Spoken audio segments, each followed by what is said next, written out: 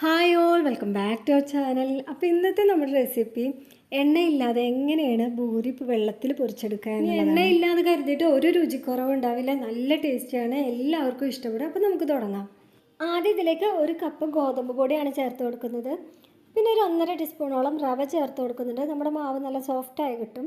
പിന്നെ ഒരു 1/2 ടീസ്പൂണോളം ഉപ്പ് ചേർത്ത് കൊടുത്തിട്ട് ഇളം ചൂടുവെള്ളം നമ്മൾ ആവശ്യത്തിന് ഒഴിച്ച് കൊടുത്തുകൊണ്ട് കുഴച്ചെടുക്കാം. ചപ്പാത്തിക്കൊക്കെ കുഴച്ചെടുക്കുന്ന പോലെ കുറേശ്ശെയായിട്ട് വെള്ളം ഒഴിച്ച് കൊടുത്തിട്ട് നമുക്കിത് നന്നായിട്ട് കുഴച്ചെടുക്കാം. അപ്പം മാവൊക്കെ നന്നായി സോഫ്റ്റായി വരുന്ന വരെ തന്നെ നന്നായി കുഴച്ചെടുക്കാം. എന്നിട്ട് ഇത് കുറച്ച് നേരം മൂടി വെക്കാം. അപ്പോഴത്തേന് നമുക്ക് വേറെ കുറച്ച് ഇൻഗ്രീഡിയൻസും കൂടി തയ്യാറാക്കാം. ഇനി ഒരു പാൻ ചൂടാക്കാൻ വെച്ചിട്ടുണ്ട്. ഇതിലേക്ക് ഒരു 5-6 ടേബിൾ സ്പൂണോളം നിലക്കടലയും ഒരു 6-7 കാഷ്യൂനട്ടും ഇട്ട് കൊടുത്തിട്ട് ഇതിൻ്റെ പച്ചമണം ഒന്ന് മാറി വരുന്ന വരെ അതൊന്ന് ഇളക്കി കൊടുക്കാം. അപ്പോൾ ഏകദേശം ഇതിൻ്റെ ഒരു പച്ചമണമൊക്കെ മാറിക്കഴിഞ്ഞ് ഇനി ഇത് നമുക്ക് മിക്സിയുടെ ജാറിലിട്ടിട്ടൊന്ന് പൊടിച്ചെടുക്കണം. അപ്പോൾ ഈ മിക്സ് ഒന്ന് ഞാൻ പൊടിച്ചെടുത്തിട്ടുണ്ട്. ഇനി ഇതിലേക്ക് കുറച്ച് തേങ്ങയും കൂടി ചേർത്ത് കൊടുത്തിട്ട് ഈ മിക്സ് ഒന്ന് നമുക്ക് അരച്ചെടുക്കാം. അങ്ങനെ അതും അരച്ചെടുത്ത് കഴിഞ്ഞു. ഇപ്പോൾ ഏകദേശം ഗോതമ്പ് മാവ് മൂടി വെച്ചിട്ട് ഒരു അരമണിക്കൂർ കഴിഞ്ഞിട്ടുണ്ടാവും. ഇനി ഇത് നമുക്ക് ചെറിയ ഉരുളകളാക്കി എടുക്കാം. അപ്പോൾ ഒരു 5-6 ബോളുകളാക്കി എടുത്തിട്ടുണ്ട്. ഇനി ഇത് നമുക്ക് പൂരിക്കൊക്കെ പരത്തുന്ന പോലെ ചെറിയൊരു വട്ടത്തിൽ കുറച്ച് കട്ടിയിൽ പരത്തണം കേട്ടോ. നല്ല നൈസാക്കിയിട്ട് പരത്തരുത്, കുറച്ച് കട്ടിയിലാക്കിയിട്ട് തന്നെ പരത്തിയെടുക്കാം. അപ്പോൾ ഞാൻ ആദ്യം പത്തിരി പ്രസ്സിൽ ഇത് വെച്ചിട്ടൊന്ന് പ്രസ് ചെയ്ത ശേഷമാണ് പൊടി തൂവി കൊടുത്തിട്ട് കൈ കൊണ്ട് പരത്തിയെടുക്കുന്നത്.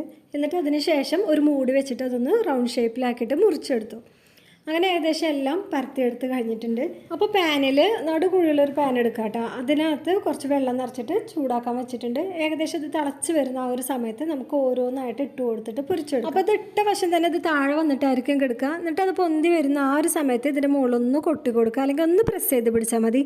അപ്പോൾ അത് കറക്റ്റായിട്ട് അങ്ങനെ കിടന്നോളും. അങ്ങനെ ഇതുപോലെ 2 സൈഡും നമുക്ക് വേവിച്ചെടുക്കണം. അതിന് വേണ്ടിയിട്ട് ഒന്ന് മറിച്ചിട്ട് കൊടുക്കുക. അപ്പോൾ ശ്രദ്ധിച്ച് നോക്കി ഇതിൻ്റെ മുകളിൽ ചെറിയ ബബിൾസ് പോലെയൊക്കെ കാണാം കേട്ടോ.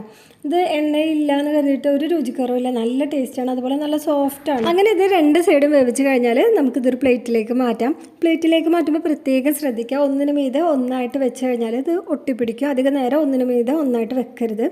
അപ്പോൾ ഞാനിതൊരു പ്ലേറ്റിലേക്ക് വെച്ച് കൊടുത്തിട്ടുണ്ട്. ഇനി ഇതിലേക്ക് തേങ്ങയുടെയും കാഷ്യൂനട്ടിൻ്റെയും പീനട്ടിൻ്റെ ഒക്കെ ആ ഒരു മിക്സും കൂടെ ഇട്ട് കൊടുത്ത ശേഷം ഇതിന് മുകളിൽ ശർക്കര പൊടിച്ചതും കൂടെ ഇട്ട് കൊടുക്കാം.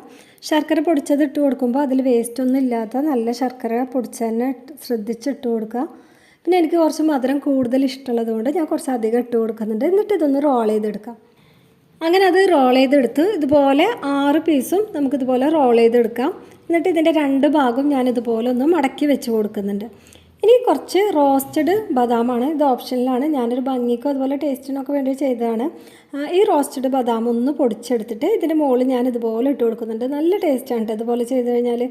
അപ്പോൾ എണ്ണയില്ലാതെ പൊരിച്ചെടുത്ത് നമ്മുടെ പൂരിയുടെ റെസിപ്പി റെഡി ആയിട്ടുണ്ട്. എല്ലാവരും ട്രൈ ചെയ്യുക, കമൻറ്റ് ചെയ്യുക, ലൈക്ക് ചെയ്യുക, ഷെയർ ചെയ്യുക. പിന്നെ നിങ്ങൾ ചോദിച്ച എൻ്റെ വീഡിയോ അത് നാളെ അല്ലെങ്കിൽ മറ്റന്നായിട്ട് തന്നെ അപ്ലോഡ് ചെയ്യുന്നതാണ്. അപ്പോൾ പെട്ടെന്ന് തന്നെ മറ്റൊരു വീഡിയോയുമായി നമുക്ക് വീണ്ടും കാണാം.